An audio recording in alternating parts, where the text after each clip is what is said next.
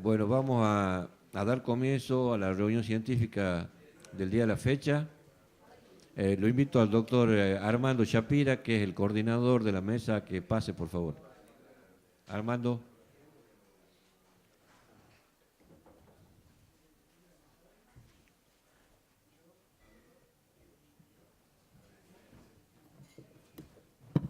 Bueno, buenas noches.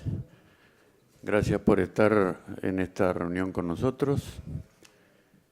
Hoy tenemos la sesión dividida en dos partes. La primera, un trabajo que va a presentar el doctor Guillermo Camicia, muy interesante, sobre investigación de la red venosa linfoganglionar inguinal por flebolinfografía multislice, un método no usado en la práctica diaria, obviamente, y su participación en la insuficiencia venosa primaria y recurrencias. Guillermo.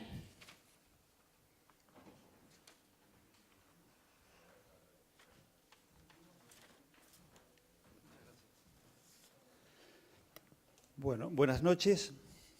Mi agradecimiento al Zafira, la Sociedad Argentina de Flebología y Linfología, por esta invitación, por estar en este lugar emblemático de la medicina argentina y en una gran sociedad como esta, y un auditorio tan jerarquizado. Vengo de Bahía Blanca a traer un estudio que estamos haciendo sobre la investigación de la red venosa linfoganglionar inguinal.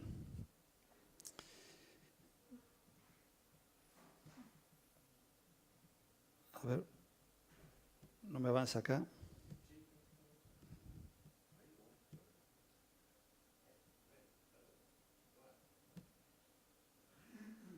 A ver, por favor, no me avanza la... Sí, pero no me avanza con mi notebook.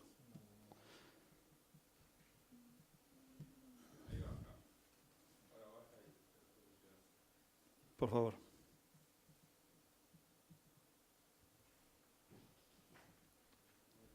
¿Alguna conexión?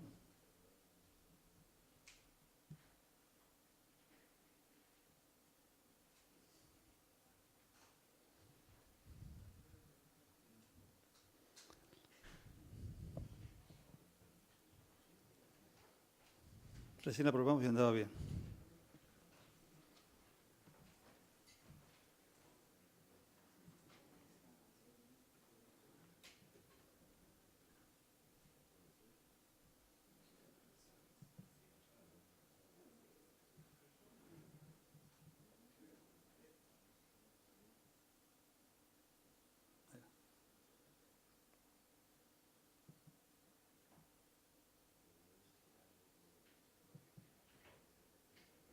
Ahora sí.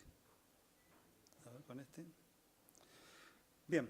El objetivo del trabajo es describir la anatomía de la lámina linfoganglionar inguinal, evaluar cómo esta lámina, cómo esta red venosa participa en la insuficiencia superficial primaria y también en las recurrencias, estudiadas por tomografía multislice.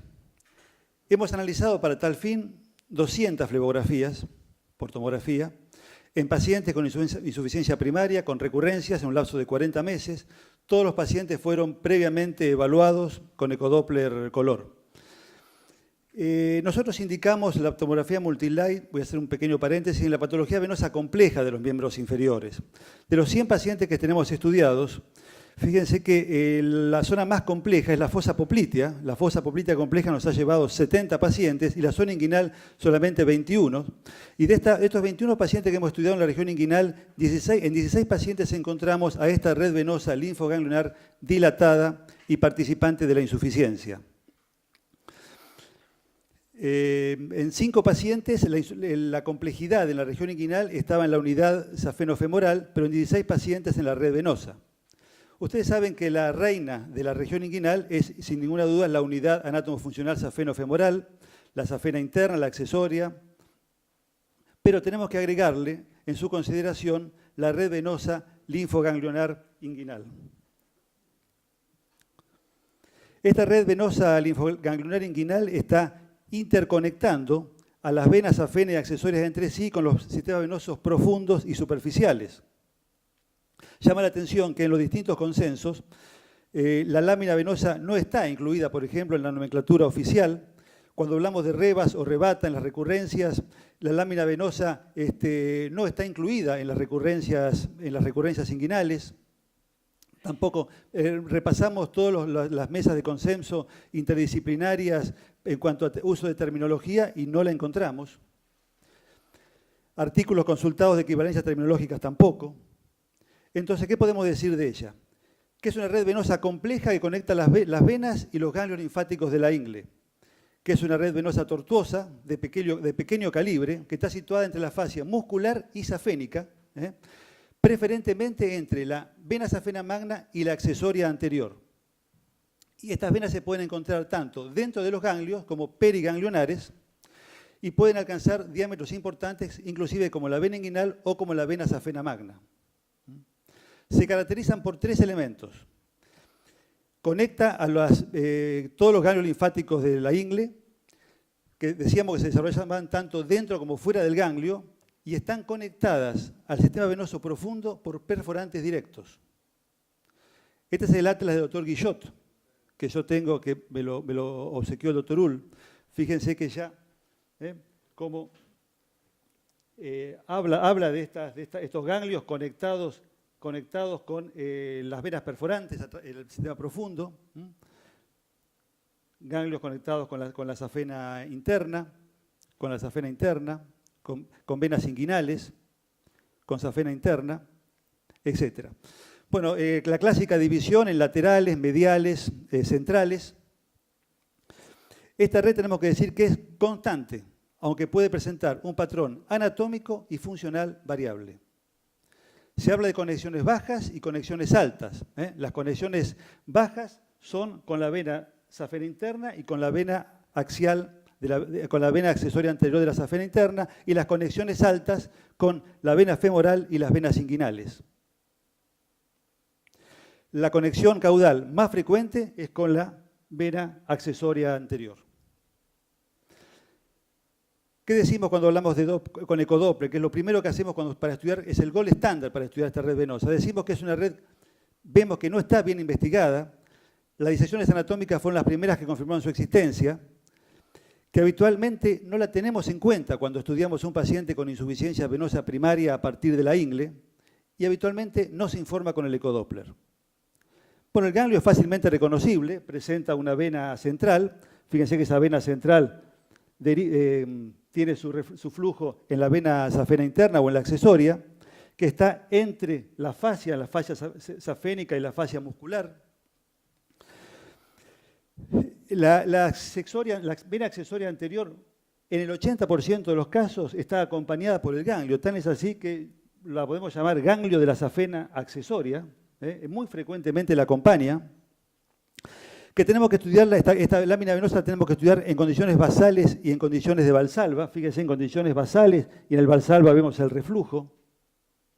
Vemos cómo la safena interna puede derivar su reflujo al ganglio y cómo el ganglio puede derivar su reflujo a la vena accesoria anterior o a la safena interna en condiciones basal y en condiciones de Valsalva.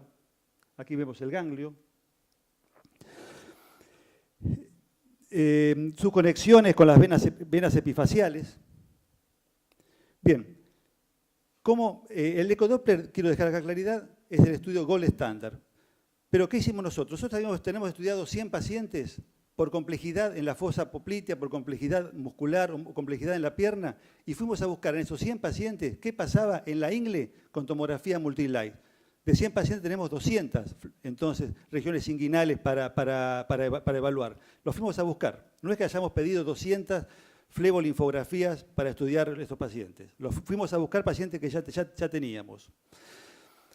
El estudio lo hacemos con venopuntura en el pliegue del codo. Se obtienen 1.500 imágenes por estudio. El estudio dura 25 segundos. Y obtenemos dos tipos de imágenes. Imágenes de máxima intensidad de proyección, que llamaremos MIP, y volumétricas. No estudiamos la función de los ganglios linfáticos. No es posible observar colectores linfáticos. Estudiamos venas intraganglionares, periganglionares y red venosa que comunican entre sí al sistema venoso superficial y profundo. Es un estudio estático, no estudiamos reflujos, es un complemento del ecodoppler. Aquí vemos 3 imágenes, la imagen ecográfica, una imagen de disección anatómica y la imagen que obtenemos con la flebografía, el ganglio derivando del reflujo en la vena safena interna. Aquí vemos las distintas conexiones ganglionares, entonces, las distintas conexiones ganglionares entre sí y con elementos superficiales, inguinales. Aquí tenemos otras imágenes que después vamos a ir viendo, el ganglio de la vena accesoria anterior, la safena interna y los otros ganglios. La accesoria anterior, con su ganglio. Aquí vemos este ganglio, las vías de derivación, las conexiones. Lo vamos a ir viendo con más detenimiento. Presencia constante del ganglio de la vena accesoria anterior de la vena safena interna. Presencia constante en distintas flebolinfografías. Los colectores linfáticos son muy difíciles de ver, entran por el borde cóncavo del ganglio, no es lo que buscamos, pero son muy difíciles de ver, pero en algunas oportunidades pueden verse. Ahora, vamos a lo importante, cómo esta red venosa involucra, está involucrada en la insuficiencia primaria y en las recurrencias. Vamos a empezar a hablar sobre la vena accesoria anterior de la vena safena magna. Aquí vemos, si hacemos un corte transversal, esta es la imagen del Doppler, esta es la imagen con la linfografía. El corte transversal acá nos va a dar esta imagen del Doppler. Bien, podemos tener una insuficiencia en la accesoria anterior sin insuficiencia de la vena safena interna, con válvula preterminal normal de la accesoria anterior por insuficiencia ganglionar. Aquí vemos entonces el ganglio derivando su flujo de la accesoria anterior. La maniobra de Valsalva de provocación. Fíjense la distrofia ganglionar que va a repercutir sobre la vena accesoria, aquí. Siempre hay que buscar una vena perforante que dé este reflujo al ganglio. Y aquí tenemos entonces, cómo vemos el reflujo. La maniobra de Valsalva, que da el reflujo en la accesoria. La vena, el ganglio, el reflujo en dos lugares. Bien, el reflujo puede ser, vamos a hablar de vena safena magna, el reflujo puede ser de la vena safena magna hacia el ganglio o reflujo del ganglio a la safena magna. Vamos a ver qué conexiones ganglionares tenemos con la vena safena magna. Podemos tener una válvula ostial y preostial competente, pero reflujo a partir del ganglio. Este es el esquema del doctor Guillot, y este es un esquema del ovuolo que yo encontré después, que especifica cómo, de la femoral profunda al ganglio, del ganglio a la safena interna. Entonces, cuando encontré este dibujo dije, bueno, lo que estábamos buscando nosotros no estábamos tan desacertados. Aquí vemos entonces el ganglio con el reflujo. Vamos a ver mejor acá. Acá tenemos el ganglio, las conexiones con la safena magna, la distrofia ganglionar derivando en la safena interna, aquí la conexión con la safena interna. Pero vamos a ver, este es el caso. Fíjense, el ganglio, la distrofia ganglionar interna y cómo todo el reflujo del ganglio va a la safena interna. Este es un ganglio normal con una conexión normal. Esto es un reflujo del ganglio a la safena interna. La conexión, fíjense, esta es una vena perforante que alimenta el ganglio y tenemos una conexión superior. Acá hay reflujo y acá hay reflujo. Acá hay reflujo y acá hay reflujo. Es bien evidente el reflujo hacia la safena interna a partir de la distrofia ganglionar. Vamos a ver acá. Ahí está entonces, si vemos la conexión aquí, el reflujo, la vía de derivación. Y ahí vemos cómo el reflujo y el reflujo, vamos a ver ahora, a partir de acá, fíjense, ingresa el reflujo en la safena interna y acá ingresa constantemente el reflujo en la safena magna. Bien, acá tenemos más imágenes, también con videos, pero en honor al tiempo vamos a pasarlos un poquito.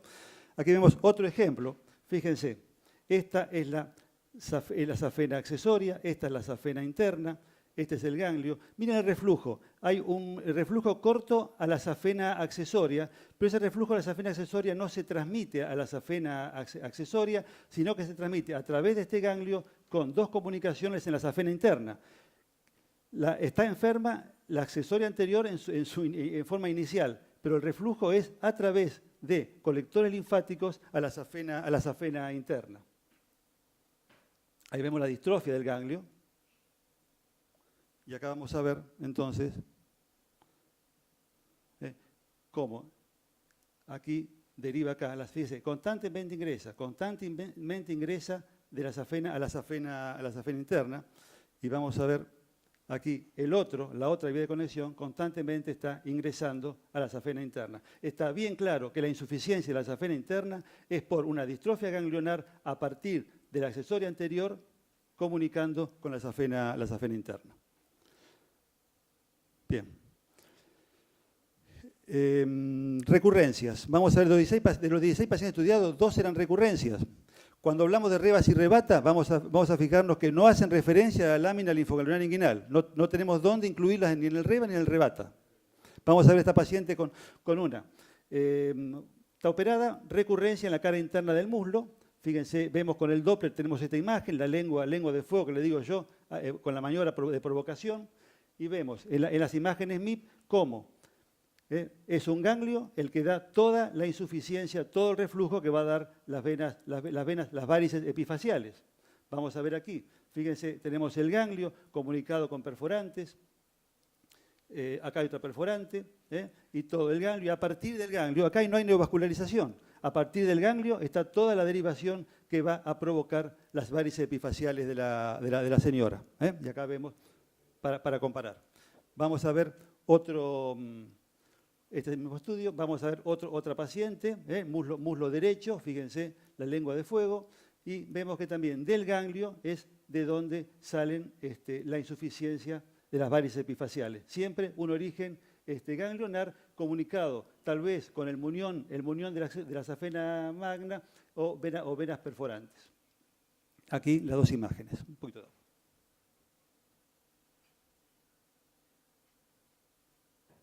Bien, continuamos. Otro paciente, fíjense, con varices en la cara anterior y externa del muslo, producto de una insuficiencia ganglionar. Otra paciente, vemos las cicatrices de operaciones anteriores y vemos que todas las varices epifaciales son del ganglio.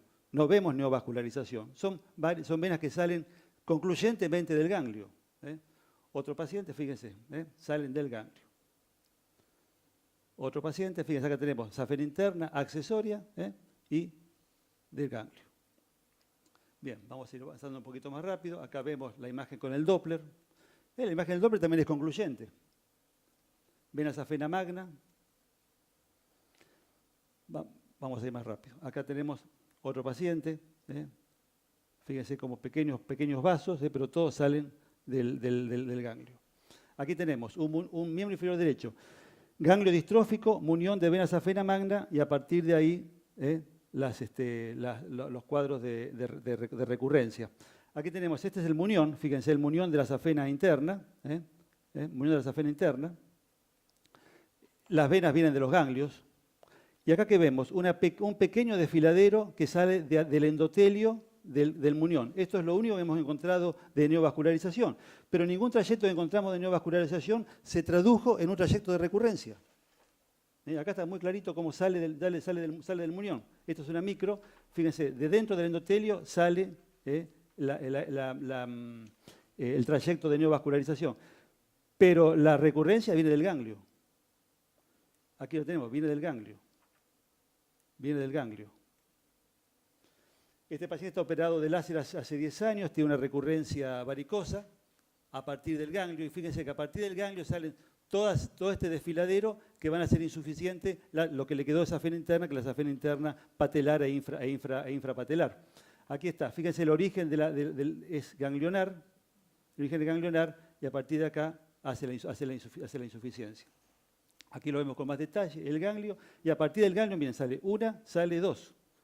Son venas intraganglionares dilatadas por reflujo, quién sabe de dónde, a veces de las inguinales, de una perforante. Las venas inguinales aportan muchísimo a la insuficiencia inguinal en las recurrencias, muchísimo. Y luego vemos cómo todas estas venas hacen insuficiente a la safena interna. Ahora, varices primarias de origen ganglionar. Varices primarias, vamos a ver ahora cómo esta paciente, que tiene estas varices, no está operada, pero tiene estas varices en la cara anterior del muslo. Y vemos que tiene la safena interna, y tiene estas varicosidades que tenemos que seguir a ver de dónde vienen. Y cuando las analizamos un poquito más, vemos que vienen del ganglio. Vemos que vienen del ganglio, a su vez de la ingle, de pelvis, pero vienen del ganglio. Y esta señora tiene doble reflujo. Este reflujo de origen ganglionar, este reflujo de la accesoria anterior, que se unen y le dan a todo el paciente. Todas estas varices epifaciales en cada anterior del muslo. No es solamente la accesoria, trabaja la vena ganglionar, como vemos aquí. La accesoria anterior está bien, y el ganglio le transmite todo este reflujo, como vemos ahí de acá hasta acá. Bien, otras varices ganglionares primarias. Esta paciente tiene la safena interna, pero tiene a partir del ganglio toda esta dilatación. Aquí vemos desarrollo ganglionar y varices epifaciales con una safena interna normal. Aquí vemos cómo las venas epigástricas colaboran con el reflujo, el ganglio y la salida, el reflujo a venas epifaciales. Lo mismo, lo vamos a entrar en detalle. Bien. Vamos a ver, miren este caso, es una paciente con reflujo en la vena safena magna que directamente da su reflujo al ganglio y del ganglio a epifaciales.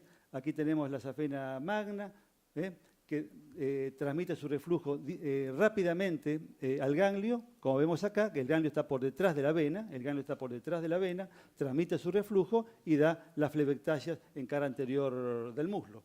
Aquí tenemos el esquema entonces, safena interna hasta la aula preterminal insuficiente, transmite el reflujo, distrofia ganglionar y luego a la safena interna a nivel del tercio inferior del muslo.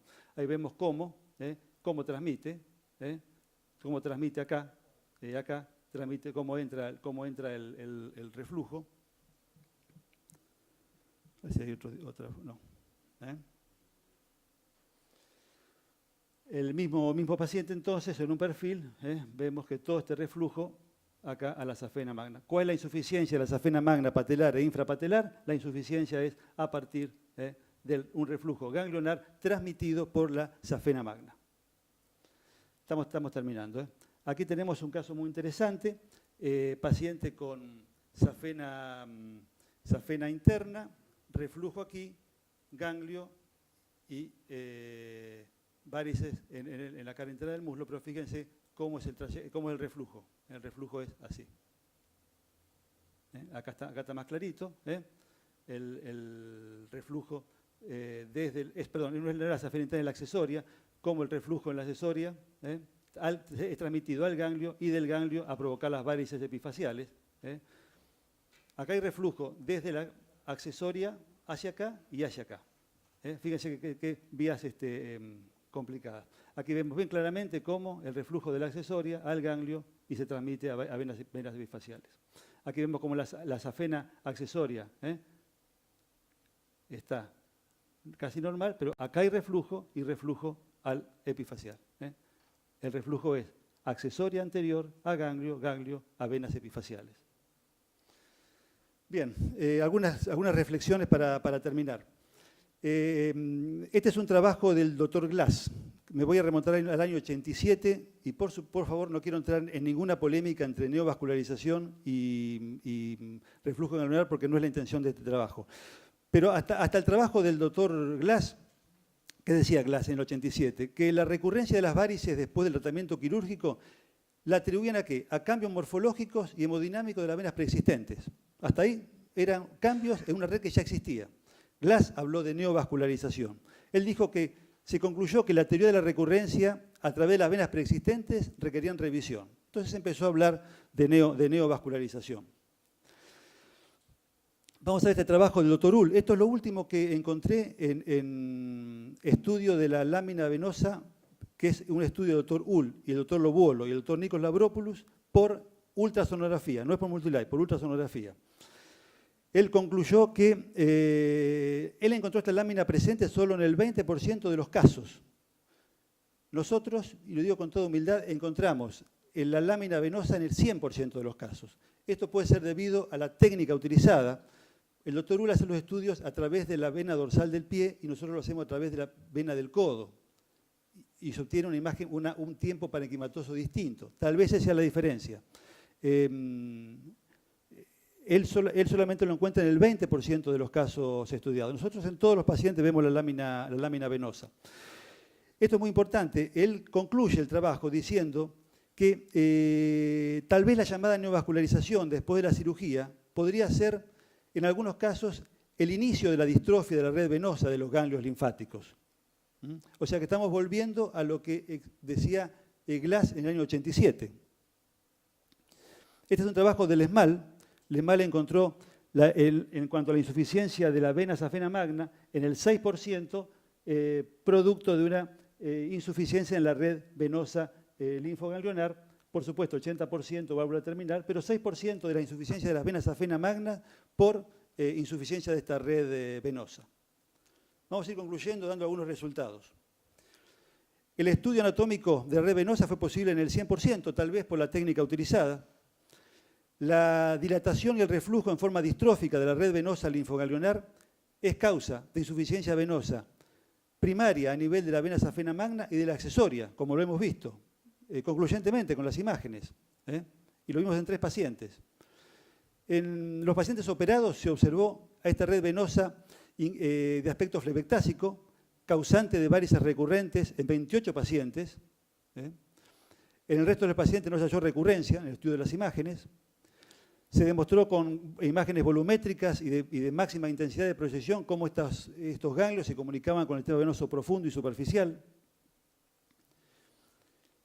Encontramos la red distrófica en el 20% de los pacientes, de todas las flebolinfografías que estudiamos. Sabemos que es una red que es constante, es competente y constante en sujetos sanos. Y los trayectos de neovascularización que hallamos fueron difíciles de distinguir y nunca se tradujeron en recurrencias. Bueno, nos resultó un estudio de utilidad para estudiar la red venosa linfoganglionar. Hemos descrito su anatomía, sus conexiones, demostramos la participación. El ecodoppler sin duda es un elemento complementario indispensable. Creemos que es un aporte interesante en la investigación y en la docencia, que es un aporte interesante en el diagnóstico de la patología venosa compleja inguinal, tanto en una insuficiencia primaria como recurrencial. Creemos también que es un trabajo original, lo hemos encontrado en la bibliografía, un estudio por tomografía multislide, lo hemos encontrado todos por estudios Doppler, y es un estudio que hemos denominado linfografía multislide. En realidad, acá me equivoqué, es flebolinfografía multislide, porque estudiamos no la función linfodinámica del ganglio, sino la función hemodinámica. Estudiamos sus venas y cómo participa en la insuficiencia venosa. Bueno, espero que les haya gustado un poquito. Les agradezco nuevamente la invitación a la SAFIL, sociedad por la que tengo un gran aprecio. Les agradezco mucho la invitación, venimos de Bahía Blanca y estoy esperando ansioso los comentarios, fundamentalmente las críticas, que nos sirven para seguir estudiando y haciendo cosas. Muchas gracias.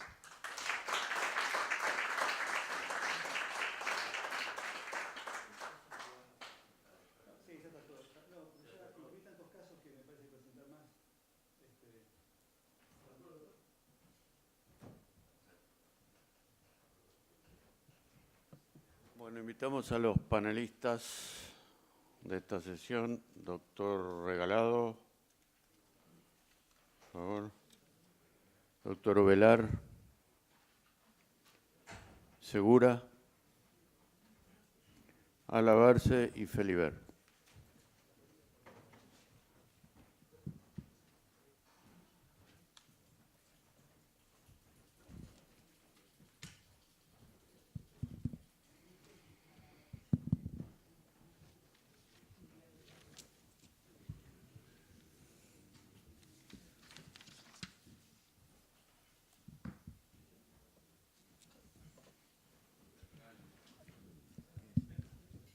Bueno, después de esta descripción muy minuciosa, interesante, yo he escuchado el primer trabajo que yo escuché allá en Junín acerca del hueco popliteo más que nada, y me copó.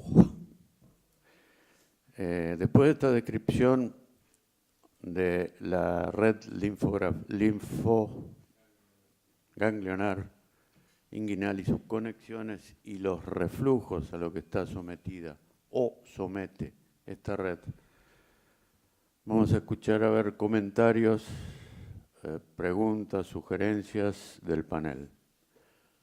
Doctor Regalado. Bueno, yo antes que nada quiero felicitarlo al doctor Camicia porque ha hecho un trabajo de investigación sumamente profundo, de gran valor.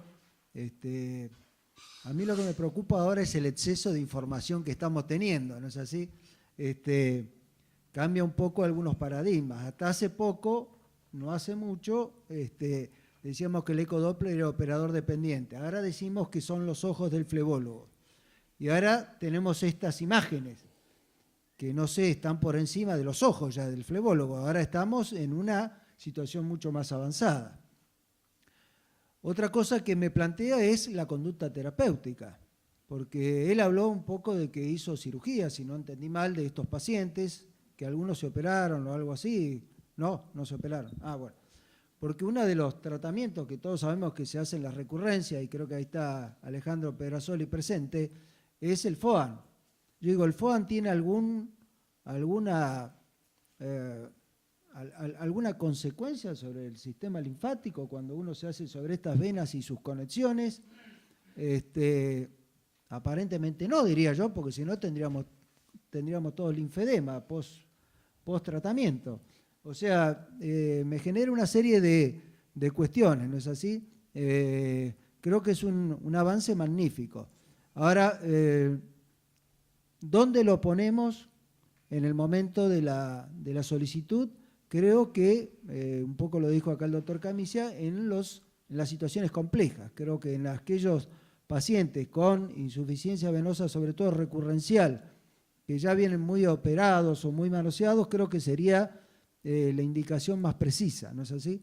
De todas formas, creo que me parece que las imágenes que hemos visto son de un enorme valor. Yo lo que me planteo ahora es dónde lo ubicamos dentro del arsenal de conocimiento que estamos adquiriendo desde el punto de vista diagnóstico y cuál es su implicancia terapéutica posterior. Eso es lo que quería, digamos, ver.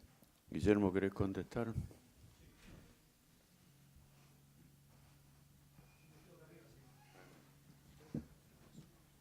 Muchas gracias, doctor Regalado, por su comentario y su pregunta.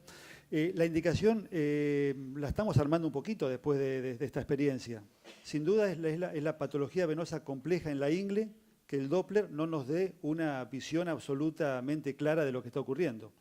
Tal vez terminemos haciendo siempre FOAM en estos pacientes, en caso de recurrencias. En el caso de las recurrencias, terminemos haciendo espuma en los trayectos de intraganglionares o de reflujo a partir del ganglio. Ahora, en los pacientes con insuficiencia venosa primaria, por ejemplo, en insuficiencia en la accesoria anterior o en la insuficiencia de la vena safena magna, no va a ser suficiente la obliteración térmica o cualquier tipo de ablación de la accesoria o de la safena. No solamente hay que actuar sobre ellas, sino que hay que actuar sobre el ganglio, la distrofia ganglionar que provoca la insuficiencia, y habrá que hacer un tratamiento combinado, ablación de algún tipo térmica o no térmica de la safena o su accesoria y ecofoam de los ganglios que alimentan esa insuficiencia. Creemos que la indicación la vamos a encontrar en la patología venosa que es compleja, así como en la fosa poplitea encontramos en fosa poplitea compleja, acá habrá que buscar un término, ingle compleja, no sé, en patología, fundamentalmente en las recurrencias o donde nos planteen muchas dudas el diagnóstico. Gracias. Parece que ha quedado una parte de la observación del doctor Regalado, que es la consecuencia que puede tener el FOAM sobre los ganglios. ¿Es así?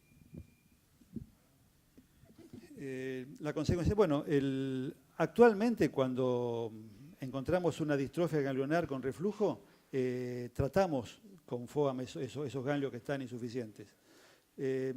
si eso, eso puede provocar alguna alteración en la linfodinamia, no sé. Si usted se refiere, si podremos tener después algún tipo de linfedema o...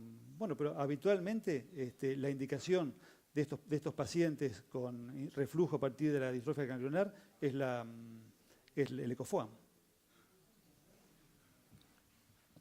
Olar. Sí, muchas gracias por la invitación y felicito a Guillermo por el excelente trabajo. Yo quisiera hacer un breve comentario en honor a quienes han trabajado sobre estas venas. En primer lugar, quiero mencionar a Claude Gillot, que en el año 1980 describió estas venas, ya que los grupos ganglionares ya estaban descritos.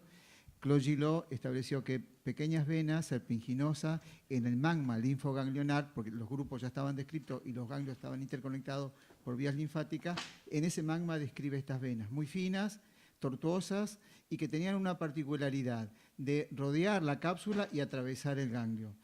Tal es así que en los ganglios tenemos que distinguir dos tipos de drenajes venosos. El drenaje iliar, que es la vena que entra por el ilio, va por los tabiques ganglionares, plexo subcortical y ahí conecta con las venas del tejido celular circundante, y las venas ganglionares, que son las que ha descrito Gillot, que atraviesan longitudinalmente el eje mayor del ganglio. Es decir, tenemos dos drenajes venosos del ganglio. Y también es importante recordar que en el año 1999, Jean-François Hull, Villard de Vaux y Claude Gillot decidieron estudiar ecográficamente si esas imágenes anatómicas se correspondían con las imágenes ecográficas. Y para ello estudiaron 100 pacientes con una insuficiencia primaria de vena safena interna y demostraron lo siguiente, que estas venas estaban en todos los pacientes, que estas venas tenían una incidencia de la insuficiencia de la vena safena interna y de la vena safena anterior con válvula ostial suficiente en un 6%, asignando un 75, un 80% para la insuficiencia ostial y un 10% para las insuficiencias perineales. Y llegaron a la conclusión que las denominaron distróficas, venas distróficas, no ganglios distróficos, venas distróficas ganglionares cuando estaban dilatadas e insuficientes, pudiendo transmitir la insuficiencia a la safena y que tenían conexiones que después los volvieron a estudiar y destacaron la importancia. Como dijo bien Guillermo, hacia arriba, hacia la femoral común, safena anterior, safena interna y sobre todo también las perforantes que van entre el sartorio y el recto anterior del muslo y entre el sartorio y el aductor mediano. Posteriormente, estos mismos autores decidieron estudiar la incidencia que tenían estas venas sobre la recidiva. Y este primer trabajo sostuvieron que el gold estándar de estudio para estas venas, estamos hablando del 99, era el ecodoppler. En el 2009 tomaron para ver estos mismos casos para ver qué incidencia tenía en la recidiva venosa, partiendo de la hipótesis si eran a partir de neovasos o de vasos preexistentes. Llegaron a la conclusión que los vasos ya estaban antes de ser operados, que seguramente habría factores de neoangiogénesis que establecerían conexiones de estas venas preexistentes con venas circundantes que producirían esta insuficiencia venosa. Y por último, en el año pasado, Lobolo, Hull y Lavropoulos hicieron el trabajo que mencionó Guillermo, pero con algunas diferencias, por lo menos en la interpretación que yo tengo. Estudiaron 400 miembros cadavéricos, 200 preparados fresco con inyección de látex. Lo disecó el equipo del profesor Claude Gillot. 200 tomografía axial computarizada, y ahí hay una de las diferencias que tengo con Guillermo de acuerdo al trabajo. 200 tomografía axial computarizada, y a todos los pacientes que tuvieron insuficiencia venosa le hicieron ecodoppler. Y llegaron a la conclusión lo mismo, que estaban antes, que podían tornarse insuficiente o no, y lo que agregaron dos cosas, el sistema de agregación de nuevas venas o reclutamiento que ellos llaman. Porque dicen que son venas muy chiquitas para generar venas tan grandes. Y algunas imágenes que mostró Guillermo, vemos el fenómeno de reclutamiento, cómo esas perforantes bajas que rodean al sartorio se comunican y generan varices más grandes. Eso es todo y muchas gracias. Muchas gracias, Alberto, por el aporte. Sí, mi homenaje también a Guliot. Tan es así que puse las imágenes del atlas de él, las puse primero de todo en mi trabajo. Las conexiones de pelvis y de abdomen a la región inguinal, que vos muy bien describís en tu trabajo, de conexiones torácicas con la ingle. Y en cuanto al trabajo de Lobolo, sí, él presenta 100 tomografías, 100 de 200 cadáveres, 100 solamente flebografías por multislide, y donde dice que solamente lo ve en un 20%. Ese es el trabajo de él. Gracias. Gracias. Jorge Segura. Sí, primero felicitar ya al doctor Guillermo Camicia por la calidad del trabajo y por la apertura que nos hace al conocimiento científico de la anatomía venolinfática en sectores que hasta no hace muchos años nadie le daba importancia. Tan claro está que el mismo Guillermo, cuando cita la bibliografía internacional, ve que prácticamente no hay trabajos hasta llegar a los anatomistas franceses, Gillot, etcétera. Hasta ese momento no existía, digamos, ninguna interpretación de la hemodinámica venosa relacionada a las venas linfáticas, a las venas relacionadas con ganglios.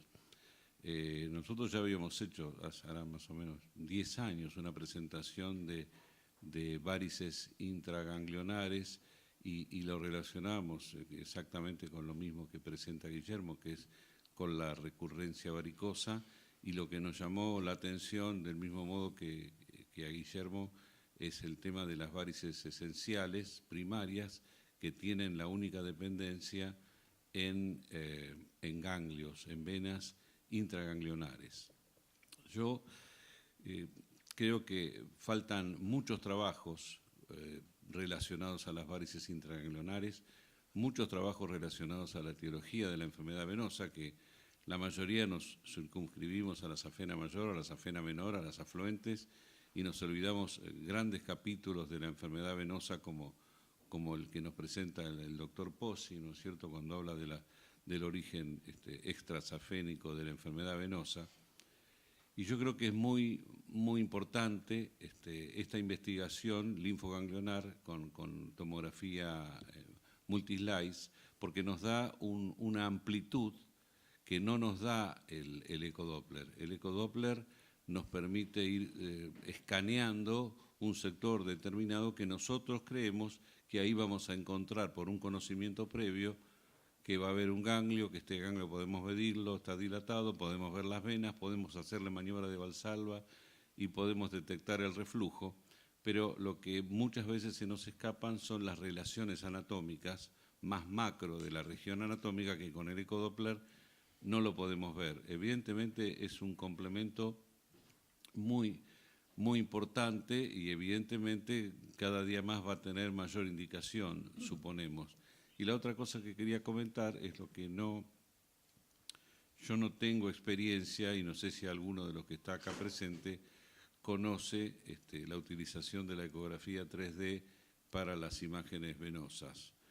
Lo comento por lo siguiente, porque recientemente en el congreso que hubo en Alvarela, en Italia, cuando Guillermo presentó un trabajo, hubo un autor, un médico, creo que era norteamericano, que citó por qué no le había realizado la ecografía 3D. Por eso yo pregunto quién de los acá presentes conoce la experiencia de la ecografía 3D para el sistema venoso. Bueno, sí, Jorge, muchas gracias por el aporte. Sí, yo digo que lo que nos dan estas imágenes es conciencia de la situación, porque nos permite relacionar anatómicamente con otras estructuras, y como también dije alguna vez, es como sacar una foto al problema. Tenemos un problema y tenemos la posibilidad de entrar, tanto en la fosa poplitea o entrar en la ingle, sacar una foto al problema y ver qué pasa. José. Bueno, quisiera felicitarte por el excelente trabajo y quería hacerte una preguntita, si es el único procedimiento terapéutico que haces el ecofoam cuando encontrás una recidiva linfoganglionar. Muchas gracias por su pregunta. Sí, si bien este trabajo no estaba destinado a hablar sobre las conductas terapéuticas ante los hallazgos, ante una recidiva ganglionar, ante una recurrencia venosa en la ingle por una vena dilatada intraganglionar, lo que hacemos es tratamiento con Ecofoam. De ninguna manera vamos a tratar de ingresar con una cirugía convencional a cielo abierto. Tampoco para nosotros está indicado la ablación térmica o no térmica. Para nosotros es el Ecofoam, o sea, de una ablación no térmica. Sí. Gracias. Juan José. Bueno, muchas gracias. La verdad que yo comparto mucho con los panelistas. Creo que esto es algo nuevo para muchos, sobre todo para mí. Creo que abre nuevas puertas de estudio, de conducta y de tratamiento que vamos a realizar, sobre todo en una región que no es fácil estudiarla. La región inguinal es una región bastante, a veces ingrata, digo yo, de no tener los medios necesarios, pero con esto que acaba de darnos el doctor Camicia, yo creo que nos abre nuevas puertas. Comparto con Segura acá lo que él dijo de que hay poca bibliografía y lo mismo que el resto de los panelistas. Yo traté antes de venir acá buscando bibliografía, no se encuentra bibliografía como podemos encontrar de otra patología, y los resultados que tenemos son todos ecográficos. En Tucumán el doctor Desjardins, que es un ecodoplerista flebólogo, ya nos informaba hace 8 o 10 años atrás de crecimiento anárquico de la región inguinal, que era de la región linfoganglionar, y que ese crecimiento anárquico de esa vena, con callado suficiente, inyectaban al resto de la safena y la tornaba insuficiente y hacía grandes dilataciones varicosas. Y bueno, hay algunas escuelas que hacen calladectomía también, las mismas varices o las venas recurrentes, por así llamarle, inyectaban al resto de la safena y la tornaban nuevamente insuficiente y daban la recidiva varicosa. Creo que nos abre un gran campo de estudio. No creo que todos tengamos la posibilidad, sobre todo en mi provincia yo sé que es medio difícil conseguir una flebolinfografía multi-slide, pero bueno, yo creo que es un nuevo campo y felicitarlo nuevamente al doctor Camicia. Muchas gracias. Bueno, muchas gracias, doctor, por su comentario. Le agradezco mucho, no tengo nada que agregarle, pero sí, en cuanto a la bibliografía, busqué por todos lados, en cuanto a estudio con tomografía multislide de la lámina, no encontré en ningún lado. Por eso, si alguien tiene algún trabajo, me sería muy útil para hacer. Sí. Bueno, ¿podemos tener una imagen final para terminar mi presentación? No sé si...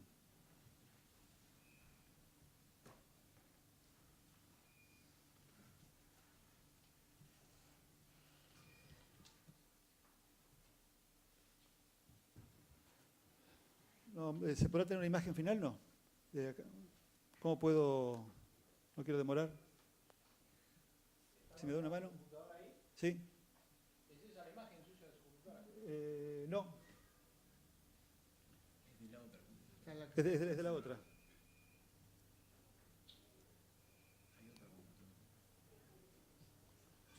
Perdón, necesito pasar una diapositiva más y nada más.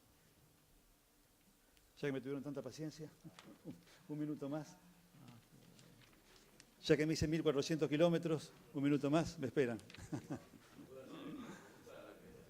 Sí.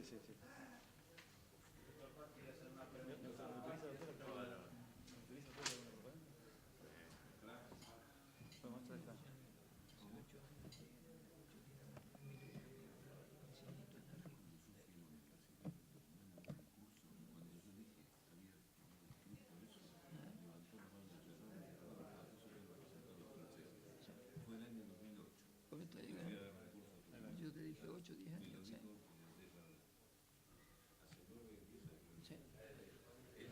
Ahí está, bueno, invitarlos la semana que viene, 19 y 20 de octubre, a nuestra primera jornada de flebología y linfología de nuestra asociación AFLIBA, Asociación de Flebología y Linfología de la Provincia de Buenos Aires.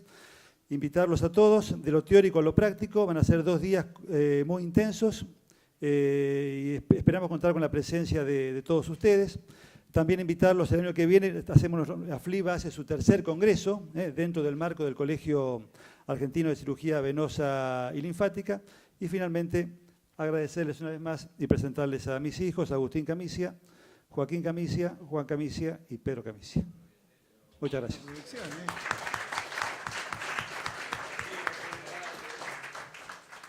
Bien, doctor Honorati, pasa por acá. No, vienen los casos. Ah, bien.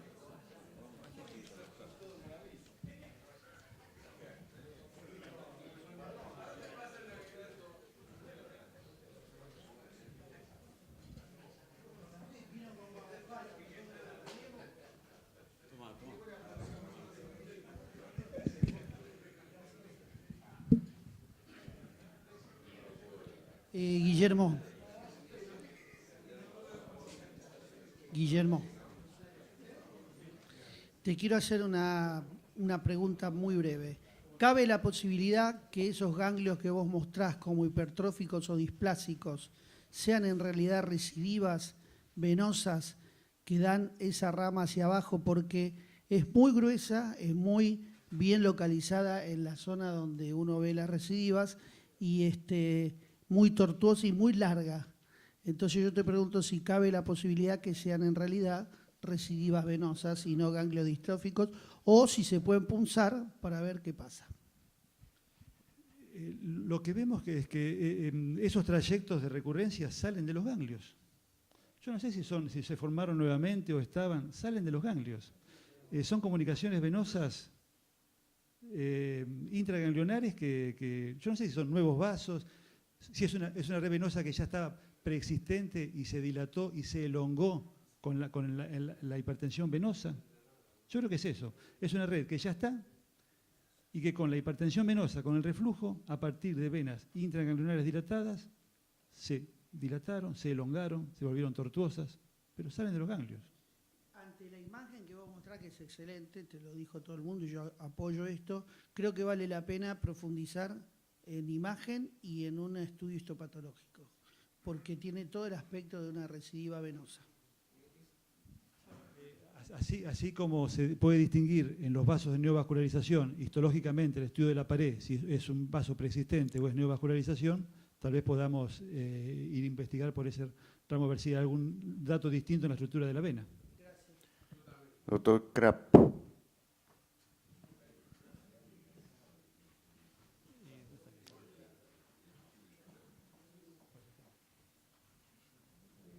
Buenas noches a todos. Primero felicitar a Camicia por la excelente presentación, ¿no es cierto? Las imágenes son brillantes. Hay algunas dudas. Por ejemplo, se hicieron estudios retrospectivos de pacientes. No me queda claro cómo a esos pacientes, si eran retrospectivos, o sea, lo habían hecho hace 4 años porque eran 40 meses, después le hicieron ecodoppler. Si estaban esos pacientes que ya estaban tratados, operados y todos, y le hacían ecodoppler. A ver, son 100 pacientes. Esos 100 pacientes, durante 4 años, todos en mi consultorio, fueron pacientes que, por su patología compleja, ameritaban un estudio de tomografía multilight. De esos 100 pacientes, a 70 pacientes tenían problemas en la fosa poplitea, que ameritaron el estudio. El resto fueron 21 por región inguinal, otros por muslo, otros por pierna. Pero cuando empezamos a revisar las tomografías multilight y veíamos que en todos los pacientes, cuando estudiamos la fosa poplitea, teníamos la imagen de la región inguinal, en todos los pacientes dijimos, bueno, ¿qué pasa? Vamos a evaluarlos. Los revisamos y encontramos las patologías o no. ¿Cuántos pacientes de los 100 revisamos? Y yo creo que más del 85%. Me faltó ese dato. Pero fuimos a buscar los pacientes y revisamos las 2 regiones inguinales. Bueno, y lo inquietante es la parte de la implicancia terapéutica que dijo Regalado. Si tenemos pacientes que tienen varices primarias de origen de un reflujo ganglionar, la indicación que sería hacer la oclusión, ablación, no sé, hacer la ablación térmica o por escleroterapia, lo que sea, y aparte hacerle adenectomía, porque seguramente si tiene esos ganglios va a ser una recidiva superficial como mostraste por reflujo. Entonces, evidentemente, ¿cuál es el complemento de la parte esa? No, adenectomía no, solamente Cofoam. No hicimos ni nos planteamos la posibilidad de hacer adenectomía. Perdón, y volviendo a la primera pregunta, ¿cómo fuimos a buscar? Empezamos hace 4 años a hacer esto. Es decir, no es que en el último mes buscamos todos los pacientes y los fuimos a revisar. Ya venimos viendo esto hace 4 años. Y el Ecofoam, como también dijo Regalado, teóricamente no produce ninguna lesión en la parte ganglionar, porque si produjeran una esclerosis del ganglio por el Ecofoam, tendríamos seguramente, sin ningún tipo de duda, algún tipo de linfedema. No hay ningún tipo de duda, porque los ganglios inguinales no son tantos. Si vos eliminás nada más que 2 o 3 ganglios, tenés un 30% de linfedema en esa pierna porque pasa el retorno para eso. Y con respecto al doctor Ovelar, que me quedó una duda media rara, con respecto al trabajo que presentaron el año pasado, dicen los autores franceses, que disecaron 200 cadáveres, a los cuales después le hicieron ecodoppler. A ver, porque eso fue lo que dijiste. La parte de trabajo fue la siguiente. Se incluyó 400 cadáveres, o miembros, perdón, de los cuales 200 eran preparados frescos, inyectados con látex, y se disecaron, como se diseca, como bien sabes, por el equipo de Gillot. Además, dentro de ese grupo de estudio, incluyeron pacientes que le realizaron 200 tomografías multislice y a todos esos pacientes del grupo de 200, porque había pacientes con patología y sin patología, los que tenían patología le hicieron un ecodoppler. Y demostraron que la mayor parte de esos pacientes tenían este sistema de red. Y lo que decían recién 2 cosas. Lo que demostraron ellos, y comparando con muchos autores, que hay un fenómeno combinado de preexistencia de vaso y neoangegénesis que comunica con los vasos preexistentes, por lo cual produciría la recidiva. Y también los autores, a partir del 2009, sostienen que el tratamiento ideal para esto no es la cirugía, sino la esclerosis. Vaso persistente y que es el Ecofoam. No hay ninguna duda de eso. El tema es, cuando en la duda es qué tratamiento hacer, ¿no es cierto?, en los pacientes que tienen por esa recidiva y cuando son primarios, por ejemplo. Esos ganglios hay que sacarlos, ¿qué hay que hacer con los ganglios? Hay que hacerle una safenectomía, me refiero por calor, por endovascular, por lo que quieran, y aparte tratar el ganglio con Ecofoam. Esa es lo que planteó también el doctor Regalado. Gracias, Juan Carlos. Alejandro. Yo voy a ser más sencillo con la pregunta porque fisiológicamente no me queda muy claro. Las imágenes estáticas son muy lindas, realmente te felicito porque uno lo ve y impacta. Algo de ecografía 3D hice, vos sabés muy bien que la limitación de la 3D es el transductor lineal, eso limita mucho la reconstrucción con 3D. Pero yo te hago una pregunta más sencilla. ¿Las varices son del ganglio o el ganglio está en las varices? Porque ¿cuánto volumen le aporta el reflujo ganglionar para enfermar a una vena? ¿O simplemente el ganglio se interpuso en la fabricación y en la interconexión varicosa? Yo creo que fisiológicamente todos sabemos cómo agarremos un ganglio y apretemos un ganglio. ¿Cuánto me da de aporte de volumen ese ganglio como para enfermarme una vena? Entonces yo creo que esto que vos nos acabas de mostrar me acaba de despertar como otra sospecha. A ver, tenemos todo intercomunicado, pero creo que el ganglio se me puso en el camino nada más.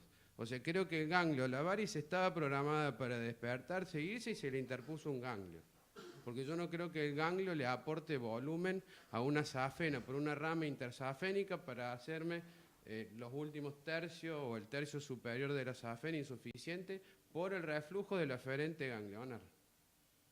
Ojo. Seguramente en la mayoría puede ser un camino del reflujo, lo hemos visto.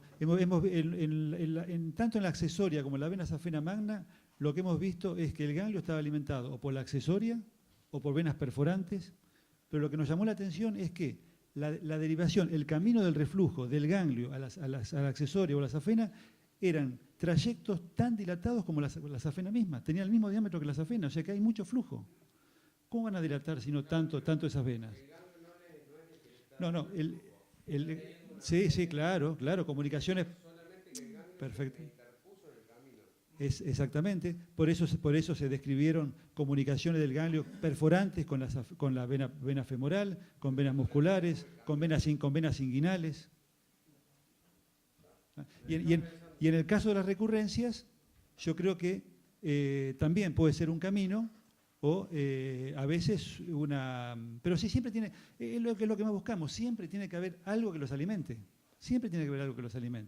para darle tanto flujo. Por supuesto que un ganglio no va a tener tanto volumen de flujo como para sacar una varice primariamente o darle un reflujo en la safena. Siempre tiene que tener algún reflujo que haga su distrofia.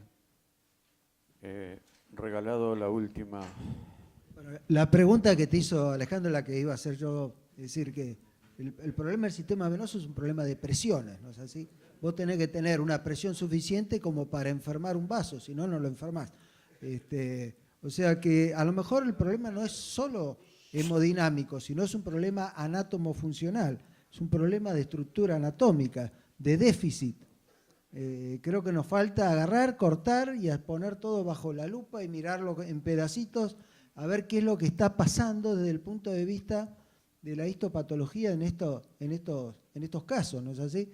Creo que eso es lo que nos va a faltar. Así como decíamos que antes la neovascularización teníamos que sacar los vasos y mirar la particularidad de los vasos, ¿no es así? Porque el diagnóstico era ese, no lo podíamos hacer, podíamos sospecharlo por la ecografía, por el ecodoppler, qué sé yo, pero decíamos que el estudio anatomopatológico nos certificaba que el vaso no era un vaso antiguo, sino que era un vaso de neoformación. Lo mismo creo que nos está pasando acá. Probablemente, aparte del factor hemodinámico, que es el que conocemos con mayor profundidad todos, puede ser que haya un trastorno histopatológico en la estructura del ganglio y de la vena, que sea consecuencia de alteración de las fibras elásticas musculares, el colágeno, lo que sea, que esté interactuando y pueda generar, porque evidentemente si el sistema venoso claudica ante un sistema de presiones, el ganglio no puede tener la presión para hacer claudicar el sistema venoso. Da la impresión de que eso no pudiera ocurrir. Eso creo que más o menos es lo que planteaba Alejandro, y que sí, es probable que sí, el ganglio también, que sea una interposición, pero también puede ser que el ganglio y el sistema venoso tengan modificaciones histopatológicas que puedan generar esta enfermedad. Es una cosa a estudiar, por supuesto. Coincido que el ganglio se interpone. Sí, perdón. Continúa, pero breve, por favor. No, que coincido que el ganglio es un puente entre el sistema venoso profundo, entre venas de algún lado y la superficie. Es un puente, como dice Alejandro. Hay un puente ahí de comunicación. Gracias. Tenemos dos casos clínicos para presentar. Juan Pat, por favor.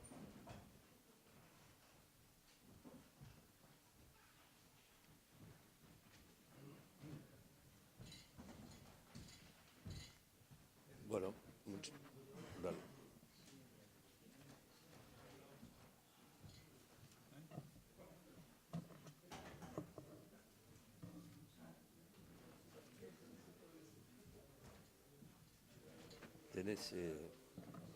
Se pasa con el...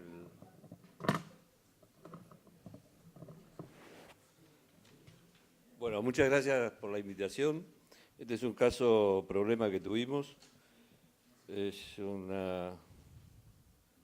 paciente masculino de 51 años de edad, de profesión carnicero, que se vio por primera vez con una úlcera crónica en el tercio inferior de cara interna del miembro inferior izquierdo, de varios años de evolución.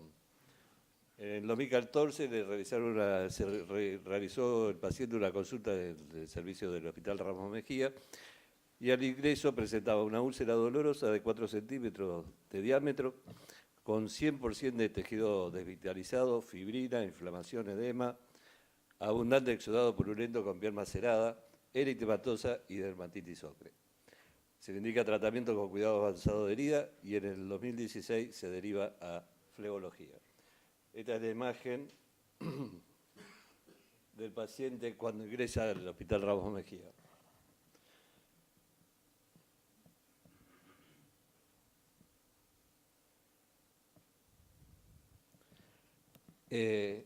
Así me llega a mí al consultorio con una herida completamente curada, con indicación de resolver el problema flebológico. Al examen se visualiza una úlcera de cara interna de 2 centímetros de diámetro con dermatitis ocre, venas varicosas de cara posterior de pierna y muslo. La imagen anterior es cuando se derivó del Ramos Mejía y cuando llegó al consultorio el paciente había tenido esta recidiva pequeña de su úlcera. Estas son las imágenes de su patología varicosa de cara posterior de pierna y hueco popliteo. Nos enviaron un examen ecodoppler que ya lo había realizado el paciente, donde hablaba de una perforante gemelar interna de 23 centímetros de la planta del pie, una perforante gemelar interna de 30 centímetros y sistema perforante de Koch, superior, medio e inferior, y no se palpaba safena en el muslo ni infrapatelar, presentaba una tributaria varicosa de grado 2-3 en sector infrapatelar y trastornos tróficos. Ante esta duda, realizamos un estudio propio con ecodoppler, donde se visualiza una insuficiencia de vena safena externa izquierda y posteriormente decidimos hacer un estudio, siguiendo la escuela un poco de Camicia, un estudio en el Hospital Dornum. Quiero invitarlos a todos para aquellos que tengan pacientes con patología venosa compleja. Estamos haciendo con el doctor Onorati estos estudios en el hospital, es totalmente gratuito, así que si tienen algún paciente, hacemos un poco de publicidad. Y decidimos hacer este estudio, en el cual vemos una prolongación de la vena safena externa con prolongación cefálica y con características muy marcadas, una perforante en el hueco popliteo y las conexiones a nivel superior, el muslo, con una primera perforante y una segunda perforante. Acá lo vemos más detalladamente. Fíjense el volumen de la perforante de hueco popliteo y las conexiones que tenía el tercio inferior y medio del muslo. Una imagen. La marcación preoperatoria. Bueno, esta es la pregunta que nos hicimos, ¿qué hacer con este paciente? Ante el poco tiempo, lo vamos a indicar que se realizó una ablación térmica con láser diodo 980, safena externa izquierda, y FOAN con tetradesil sulfato del sodio al 1% de las venas perforantes y colaterales de cara posterior del muslo y hueco popliteo. La imagen a los 3 días del realizado la ablación térmica. Vemos totalmente ablacionada la vena safena externa. La unión safeno-femoral con características normales. La prolongación cefálica totalmente bloqueada. La perforante superior, la perforante de cara interna del hueco popliteo y la imagen posterior a la cirugía. Muchas gracias. Espero críticas.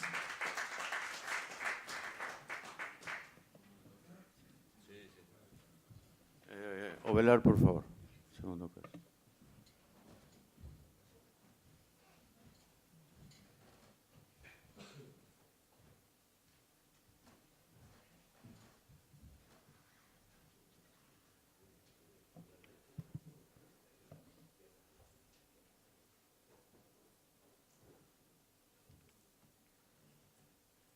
Bueno, buenas noches, muchas gracias por la invitación. El caso que voy a presentar es un paciente que ingresa por edema de miembro inferior. Por darle un título le pusimos un caso bastante particular. Es en nuestra facultad, que los esperamos ahora en la jornada. Perdón, ¿dónde apunto para que avance?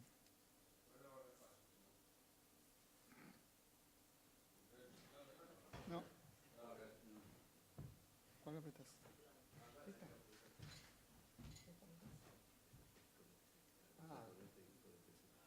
¿Con este? Ahí está. Ahí avancé. Perdón. Es un paciente de sexo masculino de 68 años de edad que presenta edema del miembro inferior derecho, de 9 meses de evolución, de forma vespertina, y refiere además pesadez, cansancio. Como antecedentes clínicos, este paciente tiene desde el año 2011 diagnosticado carcinoma prostático con un tratamiento de radioterapia durante 6 meses y supresión hormonal. En el año 2014 le hace una tomografía axial computarizada donde demuestran ganglios en la cadena ilíaca externa derecha. En el 2016 presenta aumento de la PSA, por lo cual lo evalúan con un PET-TC con colina y hacen un tratamiento de radioterapia.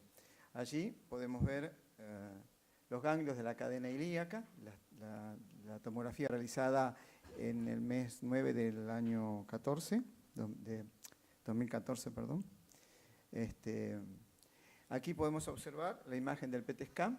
Dice, el informe es a nivel de un sector de captación focal sobre el sector posterior del parénquima prostático, adenopatías pelvianas derechas y lesiones óseas a nivel del hueso ilíaco derecho. Este paciente decide realizar una consulta en marzo del año 2016 a un flebólogo de nuestra ciudad, por el cual este colega solicitó un ecodoppler y el informe del mismo es de características normales, le indica medidas terapéuticas y actividad física, y acá podemos ver las imágenes de ese ecodoppler. En la segunda consulta, mismo colega, 5 meses después, porque continuaba con el edema, el colega solicita un nuevo ecodoppler, se informa de características normales. Como el edema no cedía, le indica drenaje linfático manual y continuar con las medidas terapéuticas. Allí podemos ver las distintas imágenes en el sistema venoso profundo. Porque el paciente no mejoraba, continuaba con el edema, decide consultarnos a nosotros. El paciente ingresa con el edema, con estas imágenes, nos consulta en el mes 6 de este año por persistencia del edema. Lo primero que hicimos es suprimir el drenaje linfático manual, le dimos una medicación que creímos adecuada y además le indicamos medidas posturales y continuaba con las medidas terapéuticas. Lo que sí, le realizamos un nuevo ecodoppler y lo que hemos notado en la imagen de la femoral común derecha, la pérdida de la fasicidad respiratoria, por el cual nos lleva a nosotros a sospechar de una posible compresión u obstrucción en el sector ilíaco. No le hicimos la evaluación ilíaca porque no tenemos el traductor adecuado. Lo que sí le hicimos es una tomografía multicorte con contraste donde podemos observar ganglios ilíacos que comprimen la vena ilíaca derecha. Aquí podemos observar las imágenes. Aquí, la vena dilatada. Y los puentes, los shunts de derecha a izquierda, retropúbicos y prepúbicos. Para determinar la magnitud de la compresión y evaluar la posibilidad de tratamiento endovascular, se realiza una flebografía contrastada. Allí vemos en la flebografía contrastada la fuga de derecha a izquierda, vasos retropúbicos y prepúbicos, donde se comprueba la compresión venosa ilíaca externa por la masa ganglionar con circulación colateral de derecha a izquierda o hacia la izquierda. Ahí vemos la colocación del stent. Se tuvo que colocar 2 stents y inmediatamente desapareció la circulación colateral.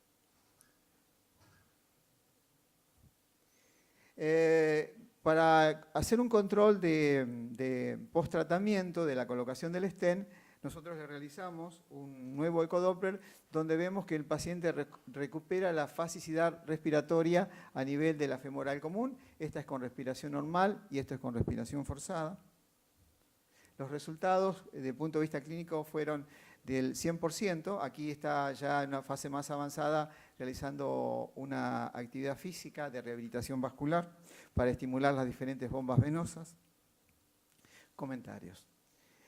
Nosotros, en primera instancia, suspendimos el drenaje linfático manual por interpretar que el PET scan tenía ganglios no solo pelvianos, sino ganglios ilíacos, situación que lo comprobamos con la tomografía multi-slice.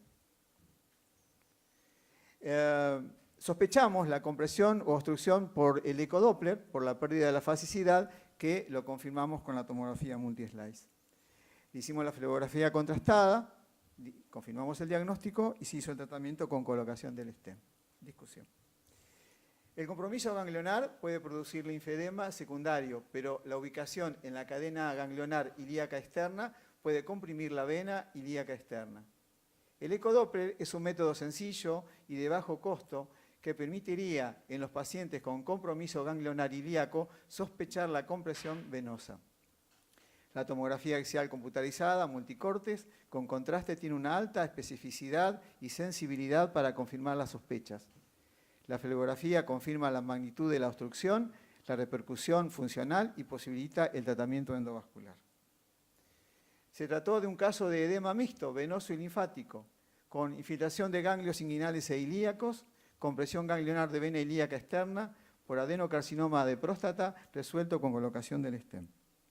La bibliografía, y acá me tomé un segundo y un atrevimiento para mostrarle de lo que se mencionaba hoy, el fenómeno de reclutamiento. Nosotros estudiamos la recidiva con tomografía multislide, lo presentamos en el congreso de esta sociedad que hizo en Rosario, y lo que vemos es el fenómeno de reclutamiento, un poco lo que se comentaba hoy, cómo una vena chiquita nunca puede dar este volumen de vena. Entonces hay un fenómeno de reclutamiento descrito por Gillot y los autores franceses, cómo las diferentes perforantes se van interconectando y las varices extrapelvianas para generar varices de este volumen.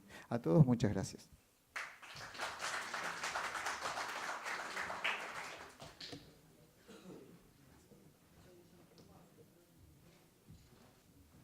Bueno, preguntas, comentarios sobre los dos casos. Doctor Krapp. Acércate, por favor. Y los que quieran hablar o preguntar, por favor, se van acercando, así ganamos tiempo.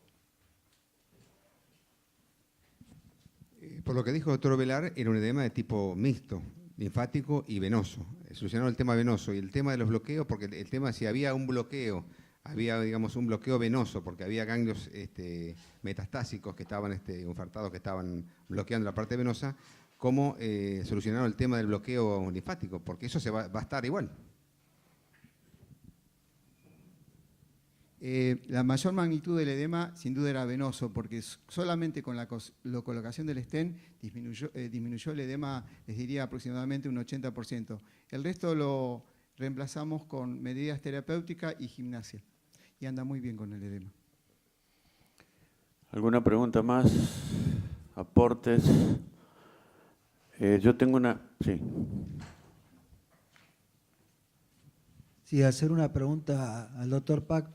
Cuando hicieron la ablación térmica de la vena safena parva en ese paciente con la úlcera venosa, ¿hasta qué nivel llegaron? Y segundo, si ligaron la vena o solamente fue por punción. Sí, llegamos a superar la prolongación cefálica hasta la primer perforante, que veías en la imagen 3D, y no hicimos ligadura. Directamente ablación térmica y la conducta posterior fue totalmente con FOAN, todo lo que eran las colaterales y la perforante de hueco popliteo. Pero no hicimos ningún tipo de ligadura. Una preguntita, ¿qué tiempo de evolución postoperatoria lleva? Y ahora lleva 5 meses.